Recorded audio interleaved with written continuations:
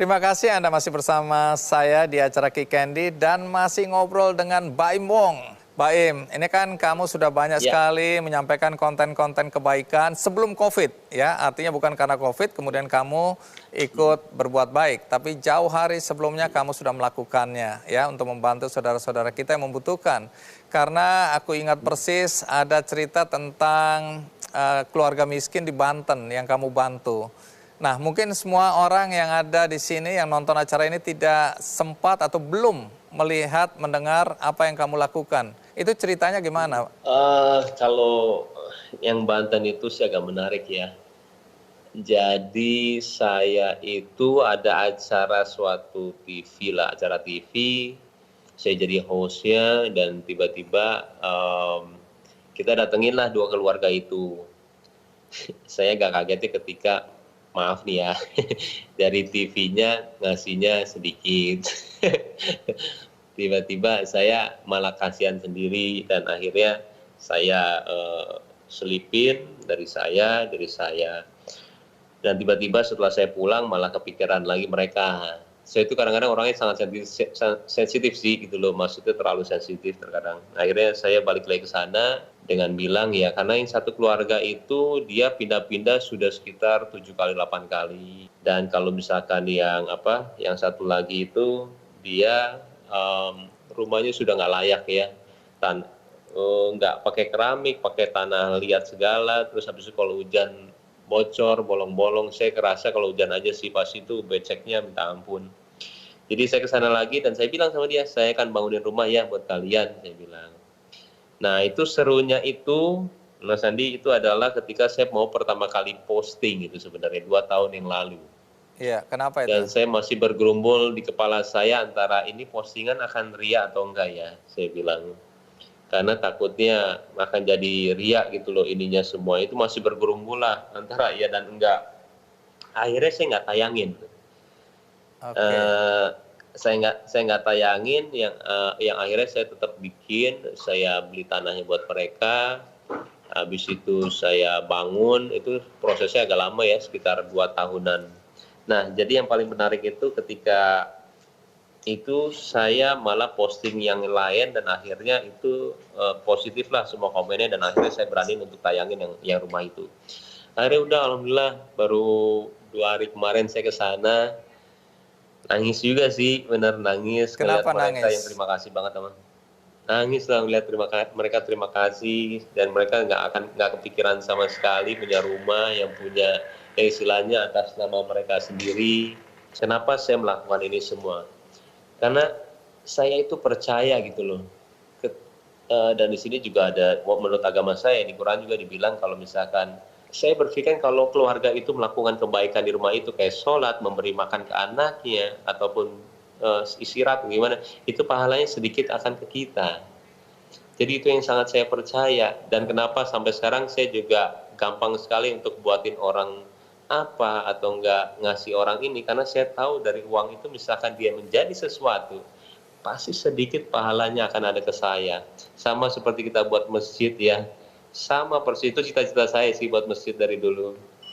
Mau banget ketika saya misalkan sudah nggak ada di dunia ini tapi tetap kita didoain sama orang-orang yang di masjid itu.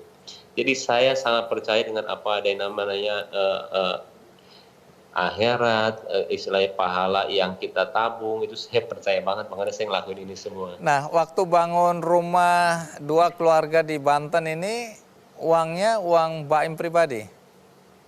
Iya, uang saya pribadi, malah kaget. Kok mahal? Saya bilang, mana orang saya bilang nggak segitu waktu itu, masih ada di Bandung.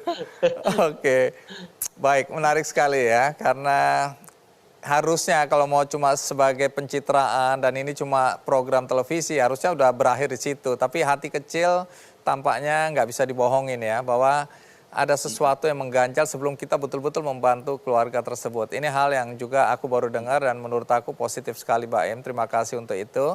Nah, kalau aku dengarkan Baim juga punya gerakan berbagi masker, bahkan puluhan juta masker. Nah, itu bisa cerita itu. Ada yang bilang banyak spekulasi malah yang ditonjolin kalau misalkan 15 miliar itu uang saya. Jadi terkadang bukannya maskernya gratisnya buat kita satu Indonesia yang digemborkan, tapi 15 miliar ya gitu loh. Dan Iya. saya juga mau bilang kalau misalkan saya haus ujian juga pasti saya akan diemin gitu ya. Cuman kalau saya bilang itu bukan uang saya bilang itu adalah uang dari orang yang saya bilang malaikat yang tidak mau disebutkan namanya ya.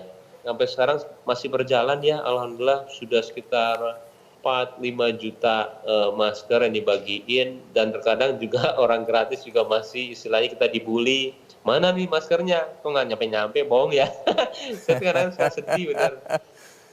Kok kita ngelakuin semuanya dengan sukarela, yang nganter juga nggak dibayar, kita juga udah keluar uang, tapi kok masih diginiin ya. Terkadang juga sedih sih, cuman ya memang keadaannya seperti itu. Saya juga kadang-kadang juga ya sudah deh, cuman saya senangnya kenapa ini berjalan, saya mau memang COVID-19 ini selesai cepat ya, apalagi untuk Indonesia. Tapi dengan Amin. kita memakai masker keluar aja udah istilahnya membantu banget kok, malah bisa katanya memberhentikan dengan adanya wabah penyakit corona ini, benar. Dengan apa yang Mbak Em lakukan, bisakah sampaikan sesuatu kepada penonton Kick Andy? Karena tidak semua anak muda seusia Mbak Em ini sudah punya panggilan yang kuat untuk membantu sesama.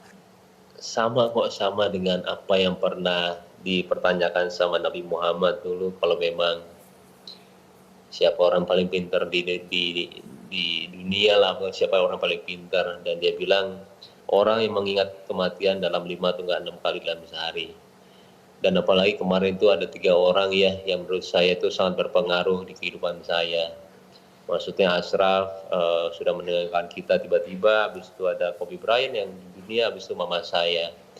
Jadi terkadang memang kita nggak hidup buat di sini kok gitu loh, kita hidup buat di akhirat. Berpulangnya teman saya Ashraf itu sangat tiba-tiba sekali, dan kita nggak tahu ya amal ibadahnya seperti apa. Mudah-mudahan juga saya berdoa banget semuanya dihapuskan segala dosanya dan amal ibadah diterima. Cuman di situ kan pelajarannya sangat kental sekali ya, kalau memang ibadah itu nggak bisa ditunda-tunda sama sekali. Dan terakhir kalau misalkan mama saya, kalau Kobi ya, saya belajar mengenai keluarga lah, gimana caranya sibuk-sibuknya apapun kita, saya harus mikirin keluarga. Tapi kalau mama, waduh, mama saya itu, saya mau meninggal seperti dia. Kenapa? Jadi Kenapa itu? benar-benar di keadaan. Saya ingat banget ketika saya masuk ke liang kuburnya itu, saya bertiga sama kakak saya. Tiba-tiba pas disuruh azan itu, tiba-tiba saya disuruh azan. Dan saya baru tahu kalau di situ itu nggak boleh nangis. Saya kaget, waduh, sedangkan kita harus azan di sebelah kupingnya mama. Saya udah pikiran pasti nangis ini, saya nggak mungkin enggak. Cuman kata orang jangan nangis ya, karena nggak boleh, Pak Mali. Akhirnya ya udah saya azan, dan nggak ada perasaan mau nangis sedikit pun di situ. Dan yang bikin seperti itu adalah ibu saya. Saya nggak pernah ngerasa dari awal dia meninggal, menghembuskan nafas terakhir itu, nggak pernah saya itu nangis, walaupun saya mau banget nangis. Sama seperti papa saya. Dan dia seperti kayak mama saya itu mempercayakan diri saya sekarang. Mama itu ada di tempat yang indah, Mbak Im, jangan dinangisin. Benar-benar di tempat yang indah, jadi kamu nggak pantas untuk nangis, malah seharusnya kamu melihat mama, apa yang mama lakuin itu supaya kamu seperti ini. Dan meninggalnya di hari Jumat juga.